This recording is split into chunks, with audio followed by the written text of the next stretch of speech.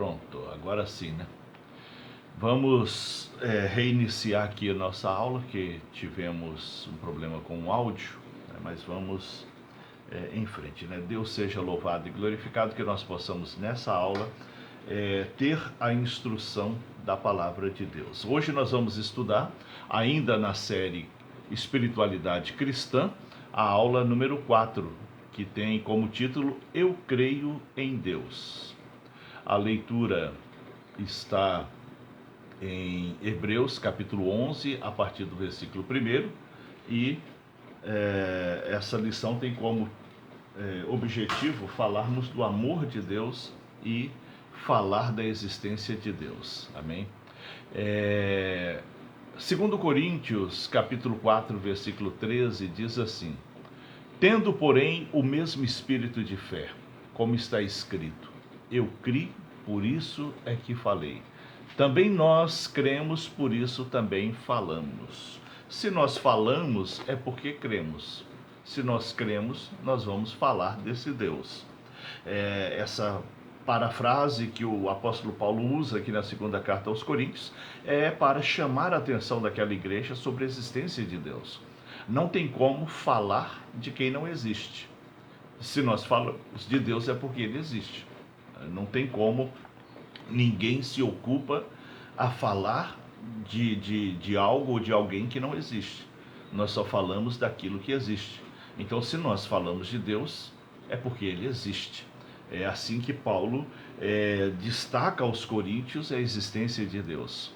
Muitas pessoas querem e até questionam sobre a Bíblia prova a existência de Deus?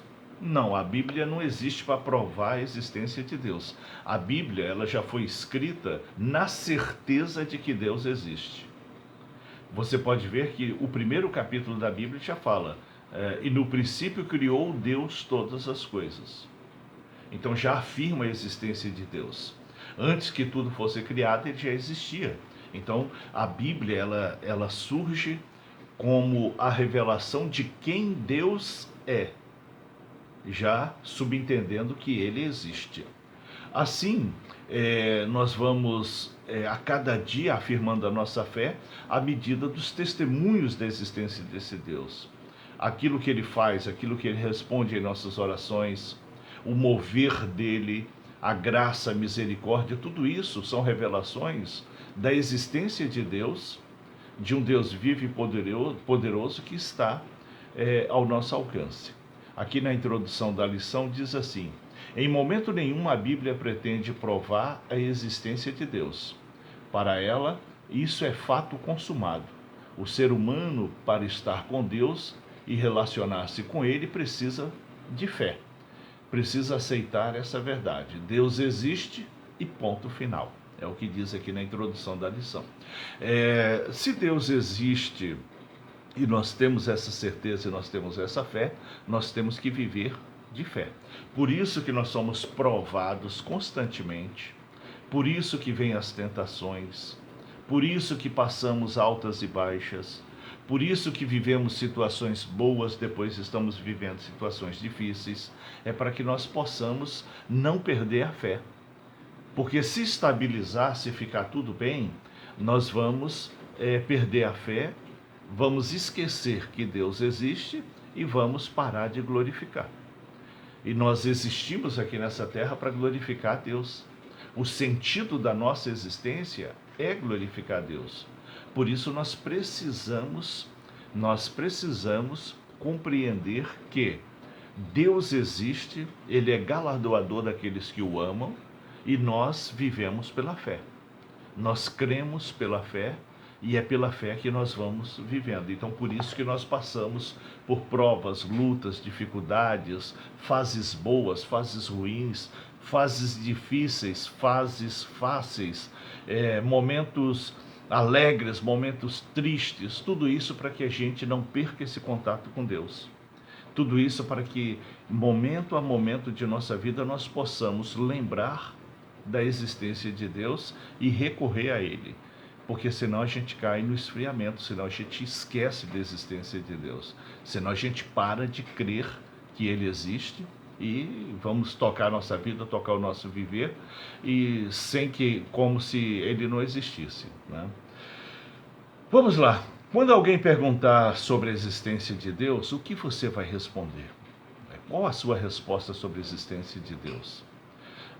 As minhas respostas, que eu tenho várias, né, porque para cada pessoa você tem que dar um tipo de resposta. As minhas respostas são: Deus existe tanto quanto o vento existe. Você não vê o vento, mas você sente. Deus também nós não conseguimos ver, mas nós sentimos que ele existe. Outra explicação, né, o salmista também usou essa, é o firmamento. Basta olhar para o céu, ver as estrelas, a lua, o sol, os astros, ver tudo aquilo em plena harmonia, em plena união ali, que nunca se desfaz. E aí você percebe que existe um ser maior do que tudo isso, que governa tudo isso e que cria tudo isso. E outra prova da existência de Deus que eu muito uso é a minha própria vida. O agir de Deus na minha vida, o que Deus já fez na minha vida. A mudança, a transformação, o poder, a glória dele. A gente ora, ele responde, a gente fala, ele responde. Então, se ele não existisse, ele não responderia.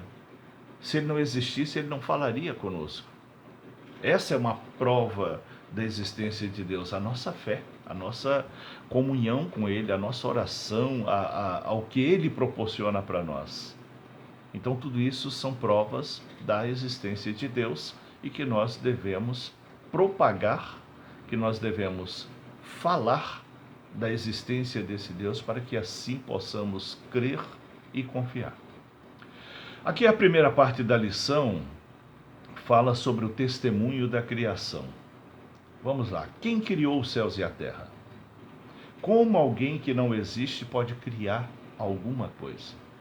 Com base nesses dois questionamentos, nós podemos ver em Hebreus capítulo 1, versículo 10, né?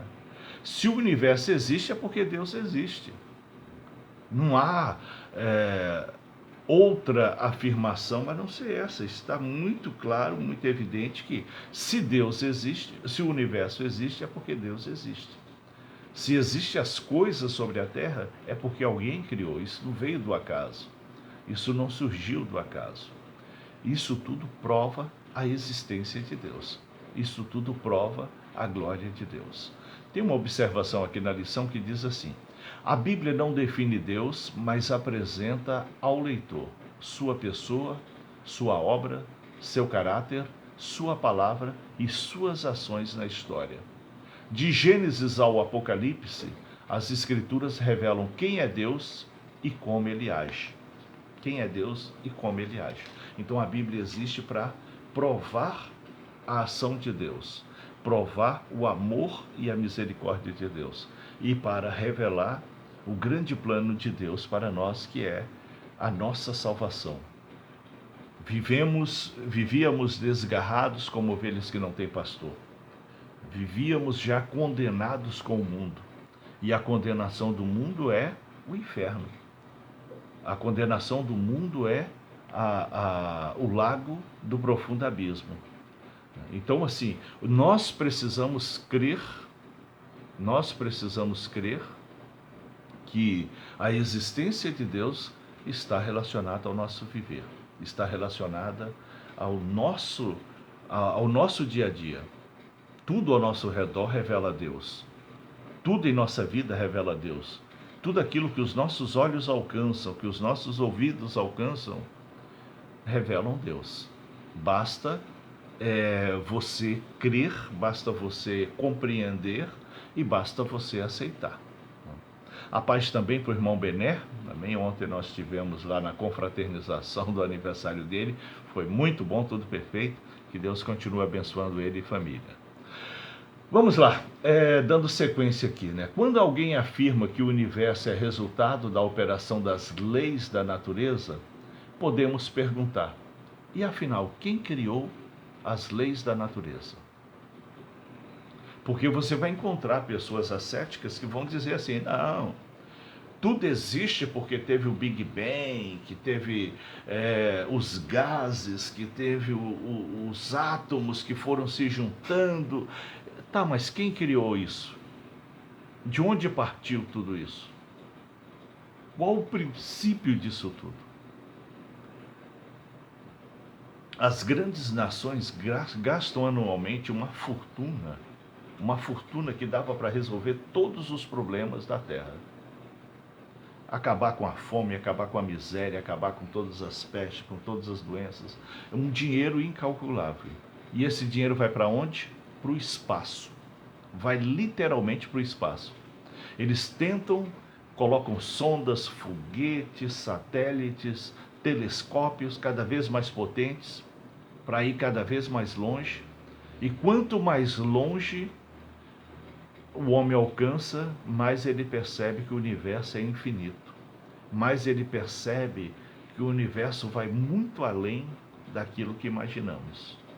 Então essa é uma outra prova da existência de Deus.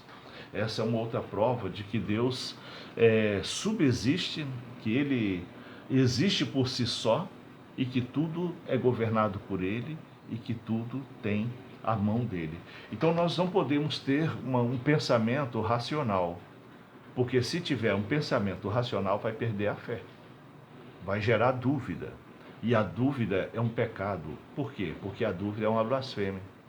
O que é a dúvida? É você não crer em Deus, é você não crer na palavra de Deus, é você não crer que o pregador está falando aquilo que foi inspirado por Deus, é você não crer que os milagres, sinais e maravilhas que estão acontecendo ali vêm de Deus. Então isso é blasfemar contra Deus, é um pecado espiritual, é um pecado de uma gravidade que mata a fé. Então muito cuidado com a dúvida. Muito cuidado com a dúvida, não deixa a dúvida alimentar os teus pensamentos. E a dúvida ela surge do quê? Da racionalidade. Da racionalidade. O que é a racionalidade? De você querer afirmações. E o que é fé? Fé é crer. Crer, puramente crer. Você não vai achar uma afirmação para a fé, você não vai achar uma definição clara da fé, você não vai achar afirmação de fé em letras, em uma definição escrita, não. Você vai achar Deus através do quê? Como o irmão Legioso está falando aqui, né? Através dos sinais e através das maravilhas que ele faz. E a palavra de Deus é a pura revelação, porque Deus é o mesmo ontem, hoje e sempre. No passado, Deus fez milagres, sinais e maravilhas. No presente, Deus faz milagres, sinais e maravilhas. E no futuro, Deus também continuará fazendo milagres, sinais e maravilhas. Isso é prova da existência de Deus. Isso é prova de que não estamos alheios, sozinhos, largados por esse universo. Mas existe um Deus que tudo sabe, que tudo pode, que tudo controla. Então, quando alguém perguntar quem criou, que tudo, a natureza foi criada pelas leis físicas, né? Pelos gases, pelos átomos, pela junção de gases e átomos, aí você diz, e quem criou os gases e os átomos? De onde surgiu, de onde veio? Qual o princípio de tudo? E esse princípio de tudo tem nome, Deus. E nós não podemos tentar ser sábios acima da mente de Deus. E o salmista ele fala sobre isso, né? Quem pode ter a mente? Jó também falou sobre isso. Moisés também admirou isso, né? Que ninguém pode ter uma mente acima da mente de Deus. Ele é incomparável. Por mais que nós venhamos evoluir, por mais que haja uma evolução em nós, nós não conseguimos igualar a mente de Deus. Somos submissos a Ele, estamos abaixo dEle. E isso nós temos que ter essa consciência e guardar isso para nós. Nós nunca vamos conseguir uma explicação detalhada para Deus, a não ser depois da nossa morte. Por quê? Porque hoje nós vivemos num corpo pecaminoso. E a Bíblia fala que Deus é santo. E um corpo pecaminoso não pode contemplar uma santidade. Um corpo pecaminoso não pode contemplar a perfeição. E Deus é perfeito. Nós só poderemos contemplar Ele, só poderemos entender esses mistérios que hoje não são revelados, quando nós estivermos lá frente a frente. E aí é onde não tem mais volta, né? Não tem mais volta. Então nós precisamos o quê? Estar preparados para quando estivermos frente a frente com esse Deus, que não sejamos julgados por Ele, mas que já estejamos julgados em Cristo. Porque o dia que estivermos frente a frente com esse Deus, a Bíblia chama esse dia de juízo final. A Bíblia fala que será o dia da grande vergonha, o dia da revelação das coisas ocultas, o dia da revelação daquilo que passou despercebido sobre todos os olhos, e haverá uma grande vergonha, porque tudo será revelado diante de todos. E haverá um julgamento, e aqueles que não aceitaram a Cristo como Senhor e Salvador serão lançados no lago do profundo abismo, que é o inferno, juntamente com a besta e com o falso profeta, e com todos os demônios. Então, será um sofrimento terrível, mas Deus não nos fez para ser rebelde. Deus nos chamou da morte para a vida, Deus nos chamou da condenação para a vida. Ele não nos chamou para teimosia, Ele não nos chamou para frieza, Ele não nos chamou para dúvida, Ele não nos chamou para ser condenado, Ele nos chamou para ser salvo, Ele nos chamou para a salvação. E isso é uma revelação do ato de amor de Deus. Porque Ele poderia já ter nos julgado, Ele poderia já ter destruído a raça humana.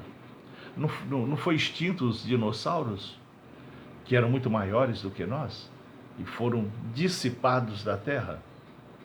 Pois é, e Deus não acabaria com a raça humana? Ele até tentou isso ali no dilúvio, mas Ele teve misericórdia de Noé.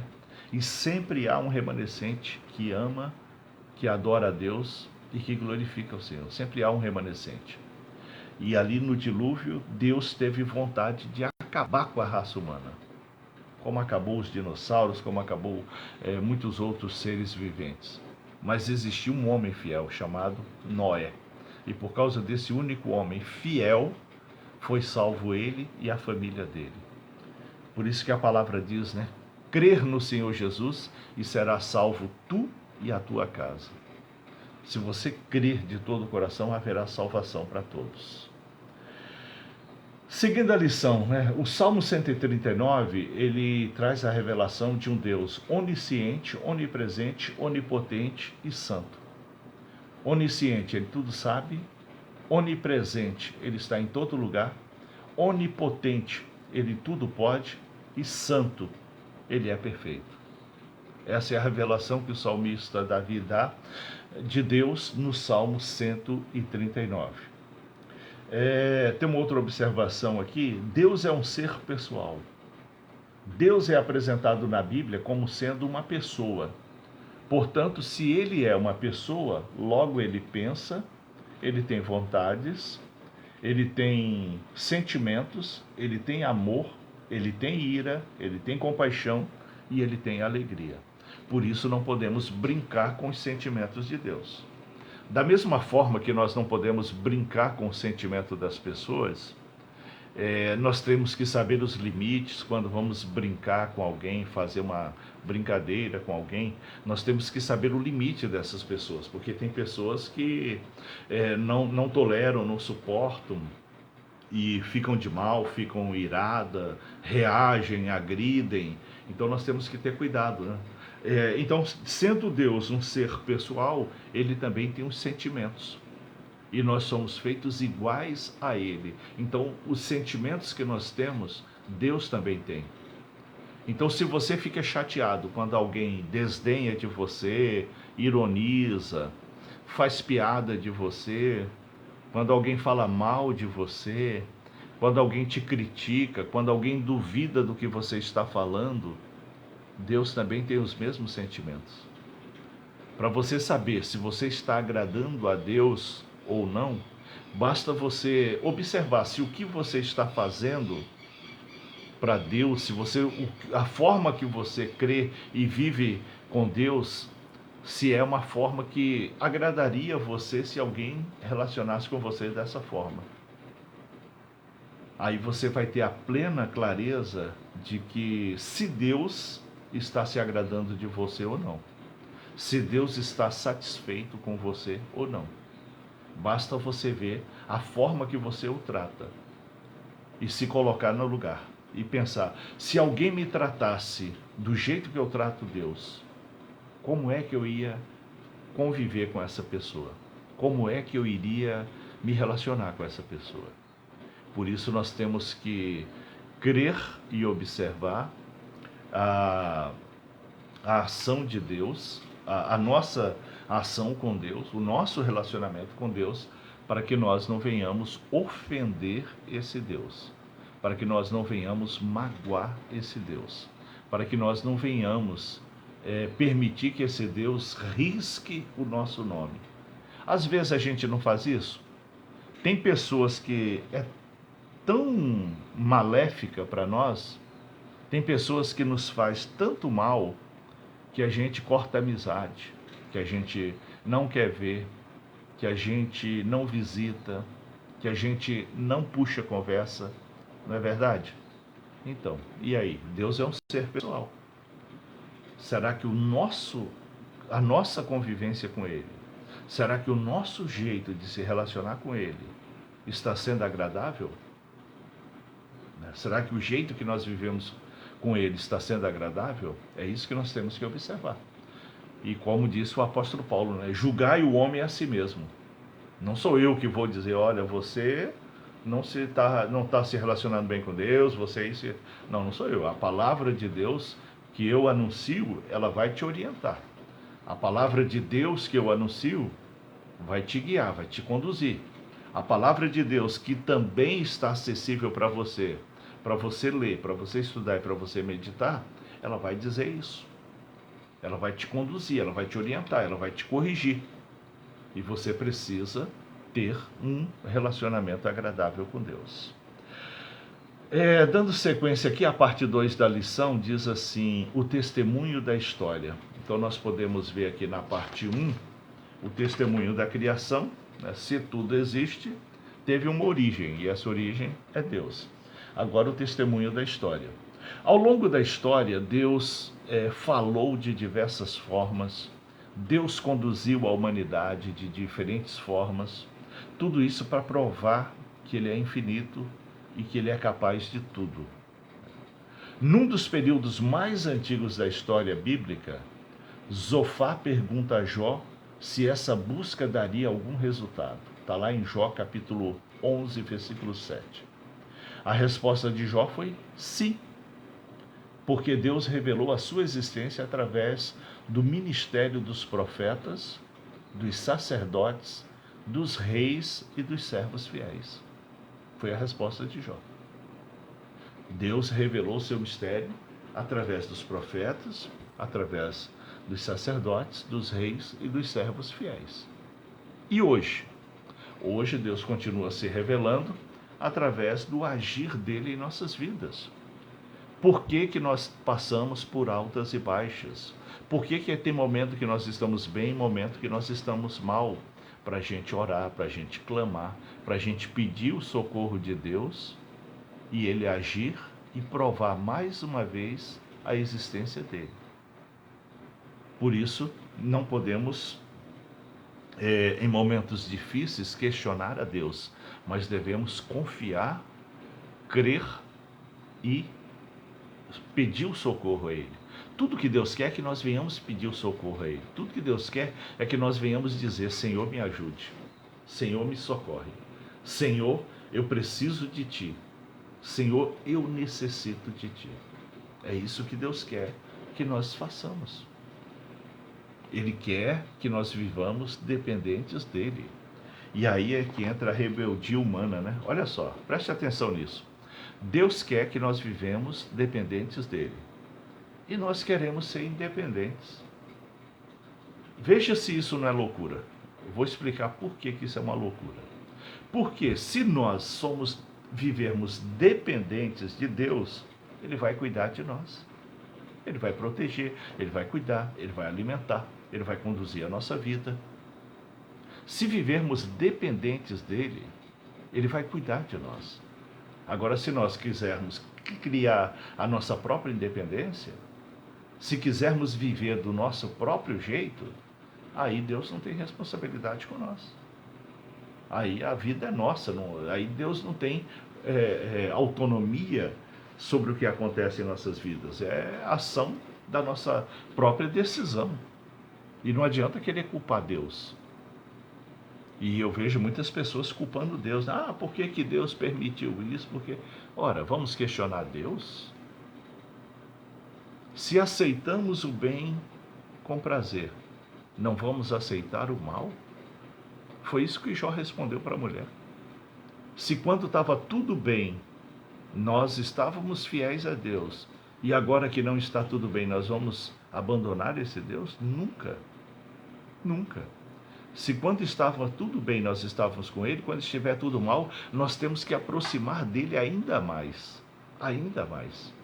para que Ele venha nos socorrer, para que Ele possa nos ajudar, para que Ele possa direcionar a nossa vida. Vamos lá, se temos conhecimento de Deus é porque Ele optou por revelar a nós. Deus manteve contatos em diferentes momentos da vida humana na Terra. Deus manteve contatos diferenciados com príncipes, com o povo de Israel, com sacerdotes, com os profetas. Com cada uma dessas classes, Deus tinha direções diferentes, ações diferentes, mover diferente. Com cada uma dessas classes, Deus tinha propósitos diferentes. Nos dias de hoje é a mesma coisa, com cada um de nós, Deus tem propósitos diferentes. Alguns propósitos se assemelham, mas cada pessoa é exclusiva. Cada pessoa é exclusiva. Você pode observar o ser humano como é a perfeição de Deus, né? Os outros animais, eles são padrão. Você pode observar que eles são padrão. Limita naquilo do dia a dia deles e pronto. Agora o ser humano não. O ser humano, ele não é padrão. Até os gêmeos são diferentes. Até aquelas pessoas gêmeas têm pensamentos diferentes, ideias diferentes, gostos diferentes. Então cada pessoa é exclusiva. Cada pessoa é única. Uma pessoa nunca vai substituir a outra, né? Uma pessoa pode até superar a outra, pode até ser melhor do que a outra, mas igual a gente não consegue. Nós mesmos não igualamos a nós. Por quê? Porque com o passar do tempo nós vamos mudando, nós vamos aperfeiçoando o nosso caráter, a nossa personalidade, nós vamos mudando o nosso jeito de ser, né? Com o passar do tempo nós vamos aperfeiçoando. Então nem nós mesmos somos iguais a nós. Então isso mostra a grandeza de Deus em fazer cada pessoa diferente. Cada pessoa diferente. Vamos lá, a terceira parte da lição fala sobre o testemunho da consciência. Nós já vimos então a revelação de Deus na criação, a revelação de Deus na história, e a revelação de Deus na história é formidável. Você pode ver, a gente usa muito o exemplo do povo hebreu, né? Dos judeus. Como foram rebeldes, teimosos, como foram ingratos, e mesmo assim Deus renovava a aliança. E mesmo assim Deus renovava a sua promessa. E mesmo assim Deus se esforçava em resgatar um povo. Deus levantava profetas, Deus levantava sacerdotes, Deus levantava pessoas para dar um chacoalhão naquele povo para que ele se arrependesse e voltasse para Deus. Será que isso é diferente dos dias de hoje, de nós cristãos? Também não. Da mesma forma que o povo judeu foi teimoso, foi ingrato, foi irreverente, pendeu para outros deuses, abandonou a fé, nos dias de hoje nós convivemos com isso também no meio cristão. Não é diferente. No meio cristão nós estamos convivendo com os mesmos problemas do passado, cometendo os mesmos erros do passado. Como o irmão Lejus está falando aí, né? A paciência de Deus é tremenda, é mesmo. Se fosse eu, se fosse você, você ia ficar reconsiderando, buscando aproximação? Claro que não. Quando a gente fica chateado com uma pessoa, a gente corta a amizade e não quer nem saber, não é isso? Não fala mais, não vai mais atrás, abandona, muda de amizades. E se Deus fizesse isso com nós, hein? E se Deus agisse do mesmo jeito com a gente, o que seria de nós? Vamos lá, o testemunho da consciência.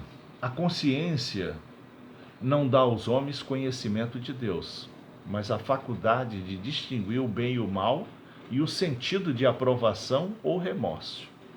Então, a nossa consciência, ela nunca vai revelar as características totais de Deus, mas vai provar os nossos altos e baixos. Vai, nos nossos momentos de altas, baixos, nos nossos momentos de alegria, tristeza, nos nossos momentos de felicidade e infelicidade, nos nossos momentos de aflições e angústias, em tudo isso, nós vamos tendo consciência do bem e do mal. Não tem como, você pode questionar se Deus existe ou não, se Jesus é o Filho de Deus ou não, mas não tem como você questionar a existência do bem e do mal. Então, se existe o bem e se existe o mal, então existe Deus e existe Satanás. E Satanás existiu a partir de quê? A partir de querer ser igual ou superior a Deus. E é o pecado que nos consome. Se você observar, a humanidade está querendo ser igual ou maior do que Deus o tempo todo. O ser humano está o tempo todo brincando de ser Deus, querendo ser Deus. E foi isso que fez com que 1/3 dos anjos virasse demônios. E que o querubim ungido virasse Satanás. E não podemos cometer o mesmo erro, não podemos cometer a mesma falha. Não devemos viver na mesma loucura. Então, o testemunho da consciência do bem e do mal é mais uma revelação da existência de Deus. Em Romanos capítulo 2, versículos 14 e 15, afirma que há pessoas neste mundo que não possuem a lei de Deus e mesmo assim vive como se conhecesse a lei por natureza. Vamos citar exemplo aqui. Isso aí está muito ligado à característica ética das pessoas, os princípios éticos e morais da humanidade. Você pode ver o seguinte: tem pessoas que nunca leu a Bíblia, nunca ouviu falar de Deus, mas sabe que roubar o que é dos outros não é certo. Tem pessoas que nunca leu a Bíblia, que nunca conheceu a Deus, mas sabe que matar outro ser humano também não é certo. Que trair também não é certo. Que enganar também não é certo. Então nisso você vê a lei natural da existência de Deus. A lei natural que rege a moral, que rege a ética, ela procede de Deus. E nós, ao observar isso, nós vamos ter em mente a sabedoria e o entendimento da existência de Deus. A revelação de Jesus, né? A revelação perfeita de Deus está na pessoa de Jesus Cristo. Deus revelou-se diretamente aos homens como Abraão, Jacó, Moisés, e ao seu povo falou através dos profetas. E a nós? A nós revela-se por meio de Jesus Cristo, conforme Hebreus capítulo 1, versículo 4. Deus se revela a nós através de Jesus Cristo. Deus se revela a nós através da obra do Calvário. O amor que entrega a própria vida. O amor que perdoa aqueles que estão matando. O amor que perdoa aqueles que condenaram. O amor que perdoa todo tipo de erro. Então ali, em Jesus, ali naquela cruz, está a mais perfeita revelação de quem é Deus. A mais perfeita revelação da existência de Deus. E assim, nós podemos crer e confiar que o que está escrito em nossos corações provém de Deus. Uma outra forma de provar a existência de Deus é o testemunho de Israel. Deus escolheu Abraão e revelou-se a ele, fez uma aliança com ele e sua descendência. E a situação de Israel, eles confiaram em Deus, creram em Deus, e Deus realizou a obra que havia prometido a Abraão. E Deus fez aquilo que prometeu a Abraão. A existência de Israel, o que Israel viveu, até mesmo a rebeldia de Israel, o distanciamento de Deus, a busca por outros deuses, outros ídolos, tudo isso mostra que Deus não muda a sua palavra. Ele prometeu a Abraão e ele cumpre. Mesmo que o povo não obedeça, mesmo que o povo se rebela, mesmo que o povo não aceite, recuse, mesmo assim, Deus tem se revelado através do povo israelita como prova da existência dele. Israel está ali, cercado por inimigos. Israel é uma nação onde todos ao seu redor são inimigos. Não existe um aliado ali, mas Deus tem guardado, Deus tem protegido, Deus tem livrado de todo o mal. Deus concedeu a eles uma nação, uma terra, um lugar para se chamar, aqui é nosso.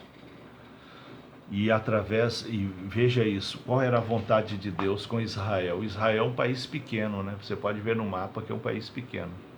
Mas o povo judeu, ele é muito grande, está espalhado pelo mundo inteiro. Qual era a vontade de Deus? Que Israel, aquele país pequeno, glorificasse a Deus, que vivesse na dependência de Deus e que deixasse Deus governar. Com isso, as nações ao redor iam olhar para Israel e falar: eu quero esse Deus, eu quero ser como Israel. E ia se juntando a Israel e o território ia crescendo. Ia se aliando a Israel e o território ia crescendo. Essa era a vontade de Deus e esse era o plano de Deus. Mas Israel fez ao contrário.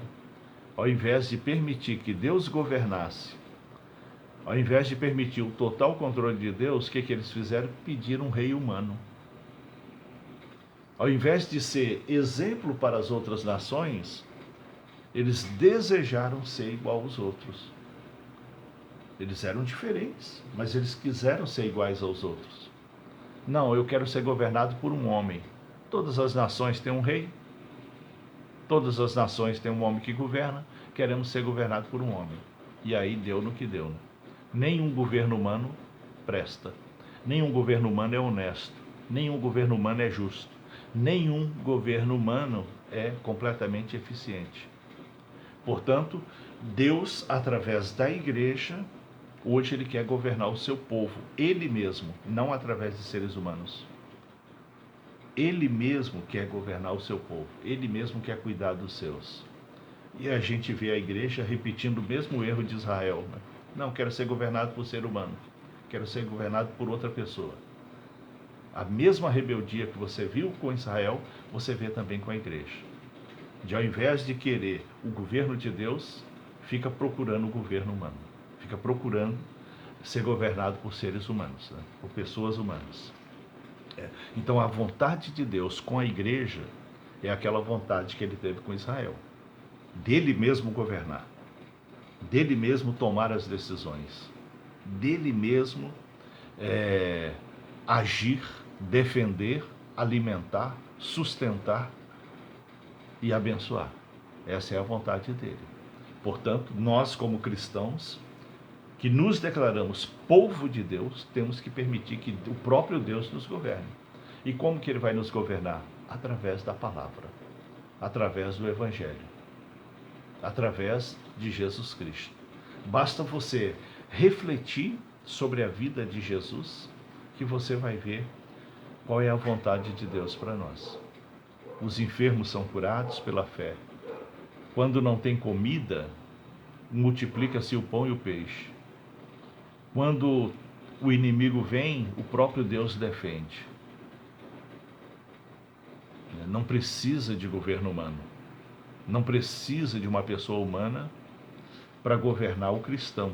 É o próprio Deus. E isso é pela fé. E isso é pela fé. Se nós tivermos fé, o próprio Deus vai nos governar. Se nós tivermos fé, é Ele que vai conduzir a nossa vida. Aconteça o que acontecer. Pode vir crise econômica, pode vir guerras, pode vir crises da natureza, né, como estamos vendo muito agora, esbarrancamento, alagamentos, frios, geadas, muita intensidade de chuva, até em época que não chovia. Então, você está vendo um total desgoverno na terra, mas Deus quer governar o cristão. E como seria isso? Nada disso atingiria os verdadeiros cristãos. Nada disso era para atingir os verdadeiros cristãos. Por isso, nós temos que fazer uma entrega total ao Senhor. Por isso, nós temos que fazer uma entrega completa ao Senhor. Viver completamente para Ele.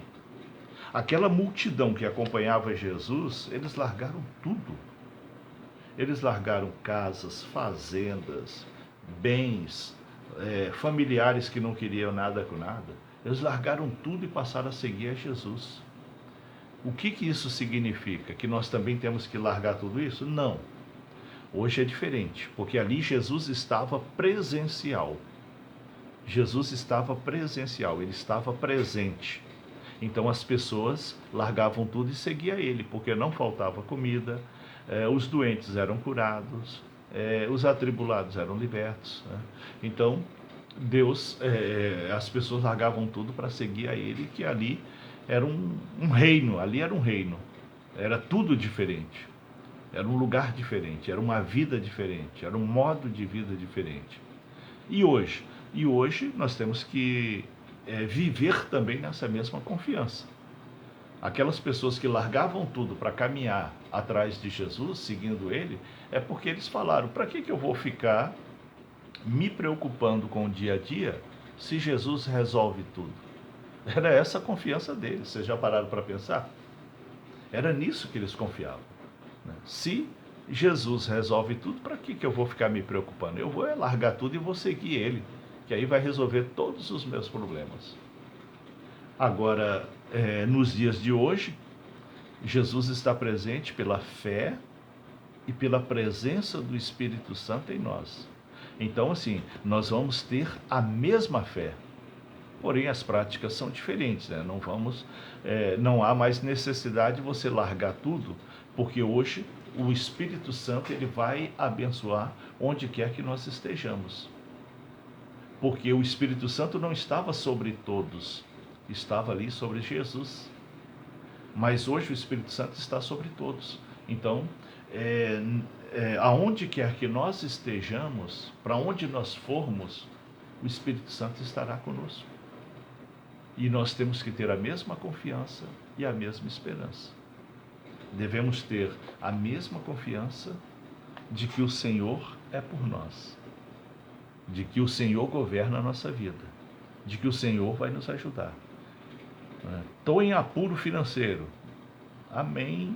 Vamos orar e esperar que Deus vai providenciar a restituição. Novas portas vão abrir. É claro que você tem que procurar. Você vai ter que distribuir seu currículo, você vai ter que conversar com pessoas e Deus vai preparando tudo para que você se recoloque. Mas até lá, ele vai te sustentando. Até lá, ele vai cuidando de você. Até lá, ele não deixa você perecer. Como disse o salmista, né? Fui moço e já sou velho. Nunca vi um justo perecer, nem a sua descendência mendigar o pão. Então, não vai faltar comida, não vai faltar abrigo, não vai faltar fé. E aí, se você agir com fé, logo haverá restituição. Logo as portas se abrem e você reconstrói tudo novamente. Prova da existência de Deus, prova do amor e da misericórdia de Deus. São exemplos que podem fortalecer a nossa fé. A quarta parte da lição fala sobre o testemunho da Bíblia. Então nós tivemos o testemunho da criação, o testemunho da história, o testemunho da consciência, o testemunho de Israel e agora vamos ver o testemunho da Bíblia. A única maneira de se conhecer uma pessoa, inclusive o próprio Deus, é saber o que ela tem dito e feito. Nós não temos essa mania de falar assim, convivi aí com a pessoa, mas não sabia quem era, olha o que falou de mim, olha o que disse ao meu respeito. Então, o que a pessoa fala é o que ela é. O que a pessoa faz é o que ela é. Então, o que Deus fala, o que Deus faz? Deus fala palavras de amor, palavras de conserto, palavras de sabedoria, palavras que nos direcionam, palavras que nos fortalecem, palavras que nos estimulam. Esse é o Deus. E como Deus age? Abençoando, livrando, guardando, protegendo, sustentando, abençoando.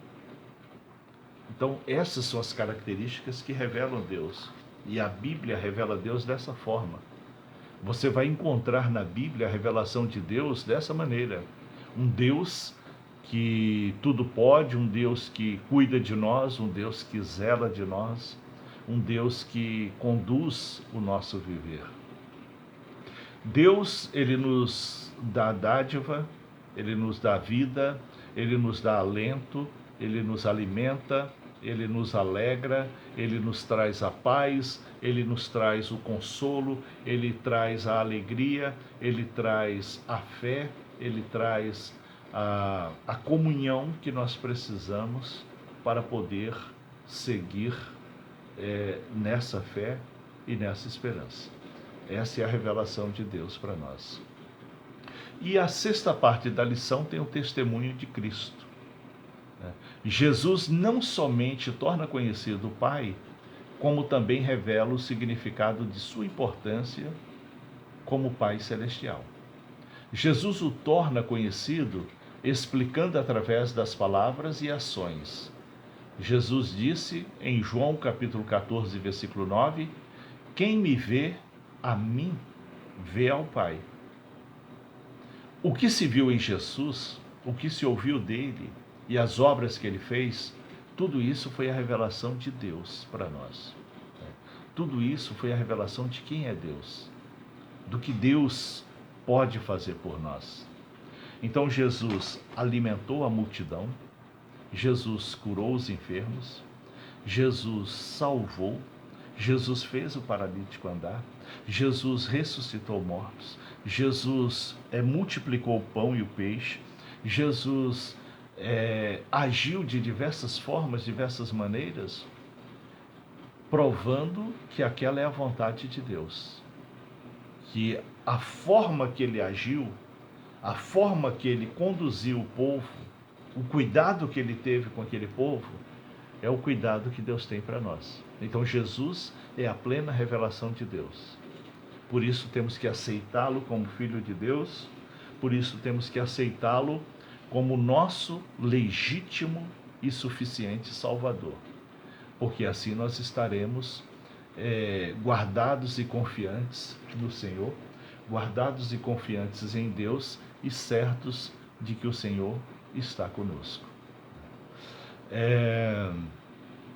Concluindo aqui a lição, a conclusão diz o seguinte: através de Cristo foi possível trazer aos homens ideias corretas sobre Deus, e através de seus milagres deu provas do poder e do amor de Deus. Em Cristo, Deus novamente se aproxima dos homens e se relaciona pessoalmente com eles pela fé. Fé. Sem fé é impossível agradar a Deus.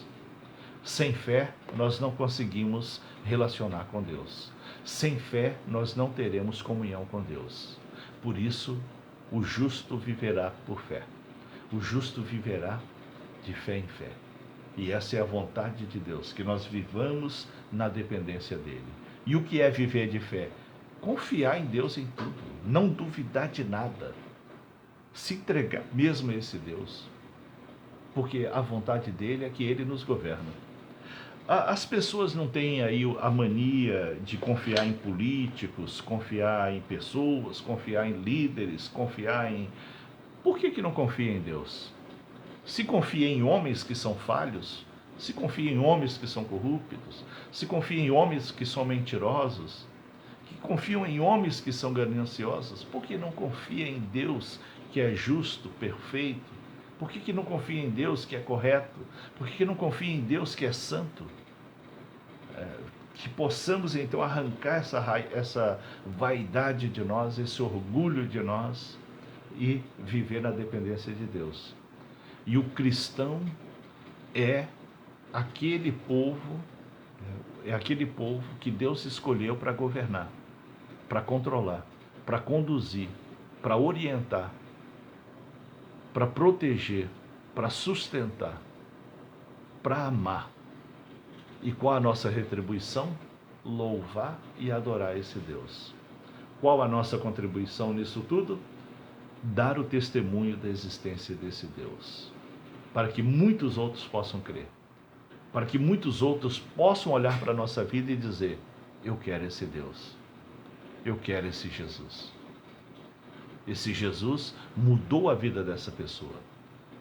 Esse Jesus transformou a vida dessa pessoa. Esse Jesus não deixa essa pessoa em apuro. Portanto, eu quero ele para mim. Nós somos testemunha disso. O nosso viver, a nosso viver é a prova disso. Amém? Deus seja louvado e glorificado. Que essas palavras possam fortalecer a sua fé, te dar um novo entendimento de quem é Deus e ter a certeza da existência de Deus. Amém? Já estamos concluindo, assim que encerrar já vamos salvar, e se você perdeu alguma parte, você pode rever, para que você possa ter a mensagem como um todo. Amém? Deus seja louvado e glorificado, que o Senhor possa abençoar a sua casa, a sua família. Estando em Porto Velho, congregue conosco na rua Cristina, 6291, bairro Igarapé. Tá bom? Deus seja louvado. Senhor, te adoramos e glorificamos e agradecemos aqui por estas palavras. Que tu possa nos fortalecer, nos encorajar a confiar puramente em ti. Viver em obediência a ti. Certos que tu guarda, cuida, protege, livra de todo mal. Certos que você cura, alimenta e sustenta. Por isso, Senhor, em ti seremos benditos. Em nome de Jesus Cristo, seu Filho amado. Amém. Deus seja louvado. A paz também para o irmão Francilde, para a irmã Lenilce e toda a família. Que Deus possa abençoá-los grandemente. Amém. E a paz seja com todos.